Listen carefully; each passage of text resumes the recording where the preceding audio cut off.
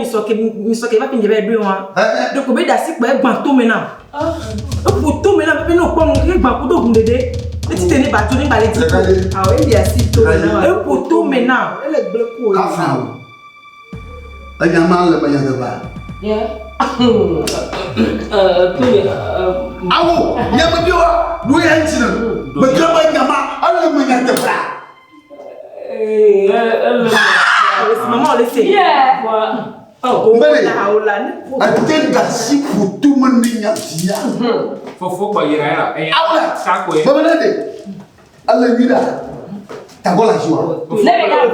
Attends d'assis te plaît. Ah bon, tu dis là. Il faut ne plaît. Oh, pour finir. Te plaît, il faut. Ah là.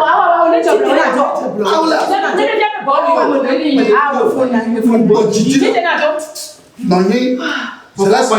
Na neta ko na ne joro la.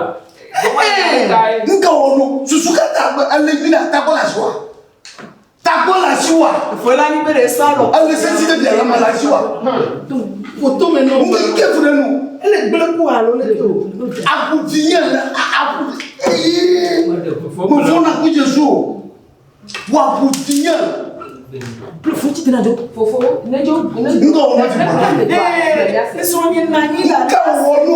Nous soyons là. Pas ni on dépend lo. Ni choma on dépend. Tu alors na ta la crier ni na ni ga buna tamu. Beaucoup yo quoi. Alors moi Faut belo. ah on m'a dit là.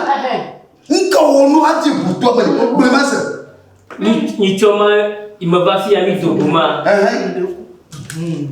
Agavi ce soit un moment na mi fi Togoa. Aba suka ta na mi gado ha. Lebene. Oh. Hey, au de dia, au de dia. C'est beau temps. Et nous connaissons de lia boua. O klo dagbe ba ko na ni ya. Ai yo na mi gacha bale do e. Non, Lebene. Assez la siwa. Oh, ça c'est le nye we fia. Ta sina ze la sina, la si o wa. Tu n'as levé au. Ah tout que ma bang Yanya am me pas me valeur. Wa ba me pomon na ki ga. Oh, atunya gabi. Fille ben ke fou. Atunya. Lebene da ba jemu la. Depuis à mes ignorants yo no la. Awula. Depuis à mes ignorants me ko bete do. Ta sina. Depuis à japo ya. Oh, Mi gabi. e ti mo ti mo no ati ta ko. Mi gabi jo. Atunya. Papa ko ti gbori la.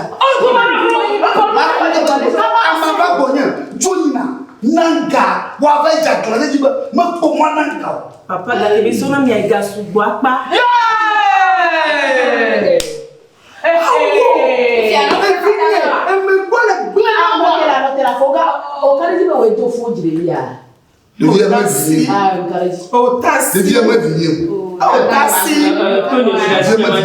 Antonio mi da sinya man. Ah, mo pa mo bo li ba. Mi da sinya man. Allez, ma fille, là bas. Ta comment le vieux. Dia mu bobo. Antonio mi gabi jo.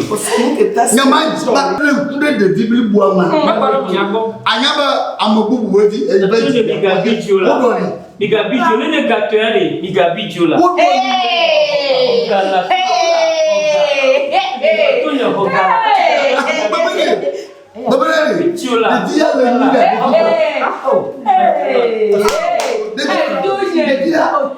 necessity va comprendre nyate bana.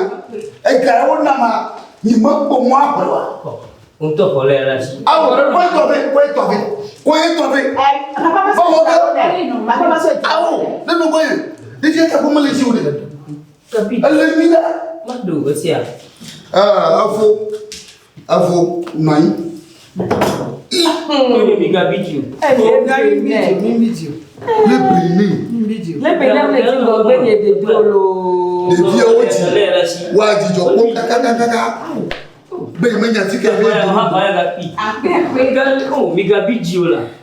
Eya jo ha gbogbo ya di ale Lebene mu e kiri kacha ni di o. Ah. Depuis ma parole nyago la. Parole nyago.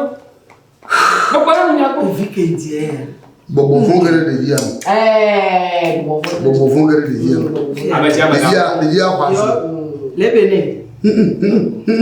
N'apa non. De dia kwasi. Ah, o maga no fajo. De dia o ba doli le konji. Papa, oh, il faut. C'est via. T'as beau de que me le chiot. Me bleu gâteau, me dis sous coup.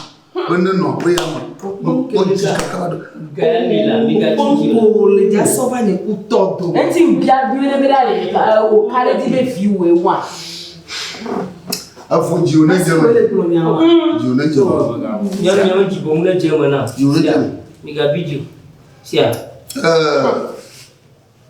Ni joye blondoda yi soba yi monagba juna jeme sia dashi mieba achano de milan na dum fena ka ka na dum ma fen ka ka fa ton ko na bania sia juna jeme bala na bia bala besoso mako sia ko mako mettez ma vague à quoi il m'a bien défini quoi m'a pas béni c'est ça mata bama beneva ne jovo anoya le ka ko ibon kulle me ma ka to ko fi de ko ma de ko ka to tere monji ni ha mo ku nyele o kwada c'est ça o kwada Vorrei che nyabe na ko mo chu batu na wa batu madame, je m'en connais, je l'ai pas. Alors, il y a un peu d'achille à Kono. Avec les vieux tabous, je suis. Mais quand on a des blagues, ta mère, oui, on va me l'aller. Ne t'es pas bavat bien ta voix. A plus, fiche à fille, me la donne mon dieu. Hein? Fiche à fille, tout quoi, n'a pas l'eau, non, bien. Engama. You to nyam. Le ta le tout. O ma Jessie bo. Ne va ko ba pele. Abo. Gbogbo de bi ado fo. Susu na japa. Do amuro le chaka susu na dada. Se a. Ko de kaje wu ya ala gbegbe. Abe ma de wa. De kaje ya gbegbe je de ka. Mi le gele mo ne wu ya. Go me se nyuna ne. Go mo nji na ne ya. Wa na be ma de. Ame be ba doli ko na ma. có hả ini buat atau dia lebih kuah hafi kuah atau dia hawa aku tidak nak aku anu muko sia jone jam sia maka bijir nyangul kombinasi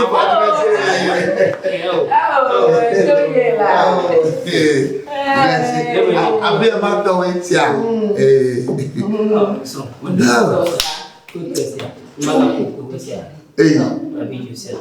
di siapa yang ngulu? Dan juga kita ngomong nak pelura. Atau ni, kemudian buat. Yang tu menyama agak wujud pemubara. Mengkaru ni kakek mau kelas punya.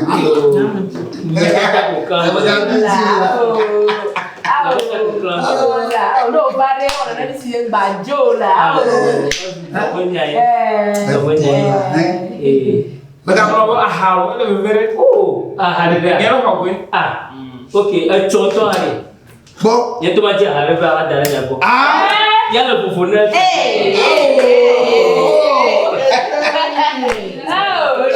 Yo na ba siapa ni? Begitu. Mau buat kau. Yo, kalau dia mau alinha vem. Mau nanya? Kita malu.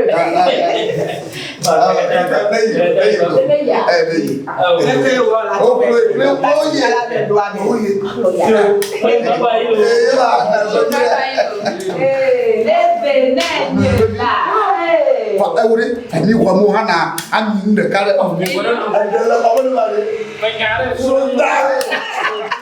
Apa cici ya? Zontal apa tu? Asal dia fufu. Ini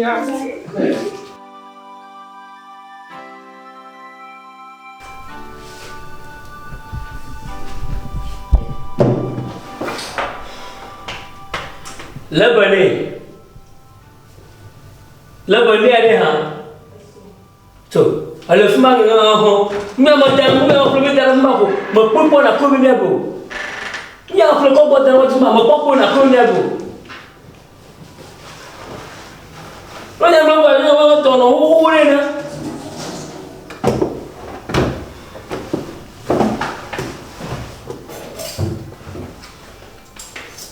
Aku buji boleh bapa ni. Itu macam jiwe hama kat buah dia mukul nak hukum.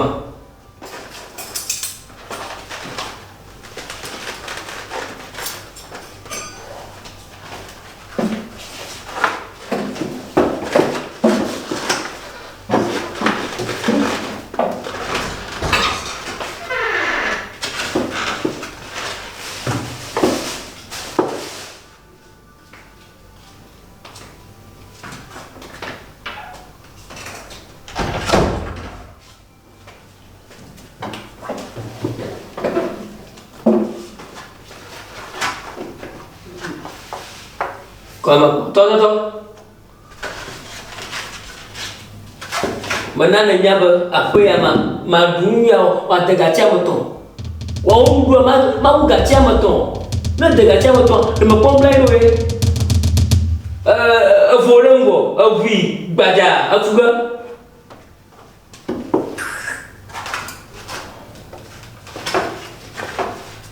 Aku close yang jijo. Wah, close apa? Abna close yang.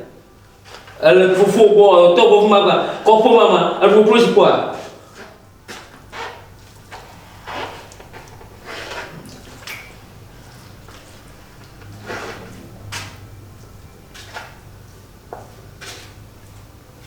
Elle kata vous mama quoi, mama.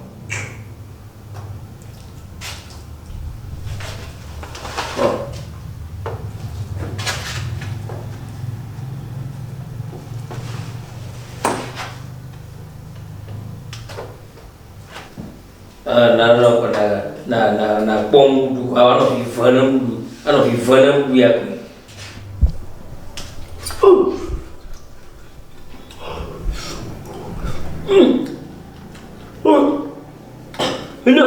Ina koma ayo mo hojwa madogo puma wana fafi na kwa ma akom do jwa ko na madua amame agoma hai daga cek ko bacana abuna mo gaci cana ko mama abuna hai babare ohane kocia oha kocia ko pio ta be anwa aluna pio ta cana magbere mo fi anakora aluna pio ta cana